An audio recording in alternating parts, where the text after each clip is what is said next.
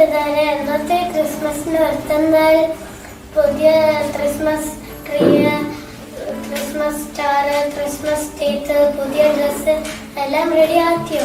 പക്ഷെ നമ്മളെ ഹൃദയം റെഡിയാക്കാൻ പറഞ്ഞോ? എന്നെ നമ്മളെ ഹൃദയം റെഡിയാക്കും. നമ്മുടെ പിടിവാശികള്, അനുസരണക്കേട്, തൊച്ച ഇഷ്ടങ്ങളെല്ലാം മാറ്റി വെച്ചിട്ട്